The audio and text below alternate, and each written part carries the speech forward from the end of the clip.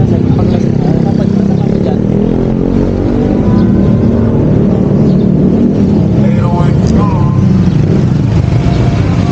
Tapos manalangin muna tayo, ikaw manalangin. Okay lang? Sige, manalangin, ikaw manalangin.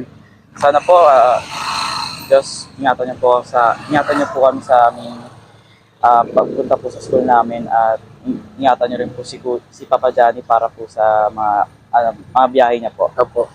Ayun lang po sa sige. Amen. Okay. At least makatipid ka, kuya. Wait lang, ayusin ko muna dito, kuya. Yan. Hawa ka, kuya, ha? Sige po. At least makatipid ka.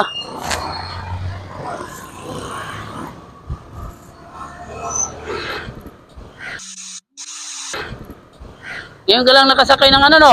Opo. Libre. Opo. At least nakatipid ka, no? Opo. Oo. Anong grade ka na, kuya?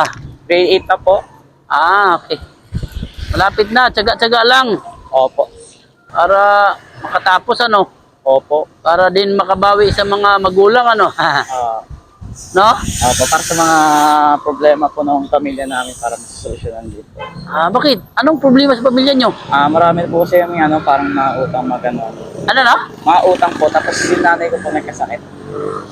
Anong sakit ng nanay mo? Sa liver po ata. Nanay mo? Opo.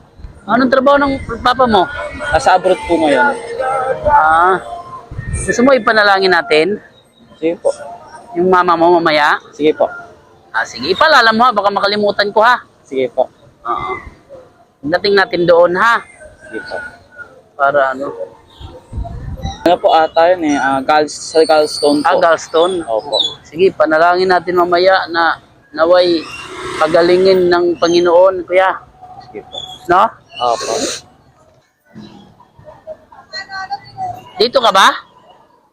Opo, kahit dito na lang po. Doon muna tayo, doon na lang. Para manalangin tayo ha. Sige po. Salamat tayo na nakarating tayo ba? Na safety. Sige, dalangin tayo. Baka muna. Wait, dandan. Sige, dalangin tayo kuya. Dito ka kuya. Teka, para makita ka ng ano. Dito ka. Panginoon, salamat po Panginoon. Kami po nakarating ni kuya ng safety Panginoon. Panginoon, idadalangin din namin ang nanay ni kuya. Ano pa kuya? Jonas, Panginoon,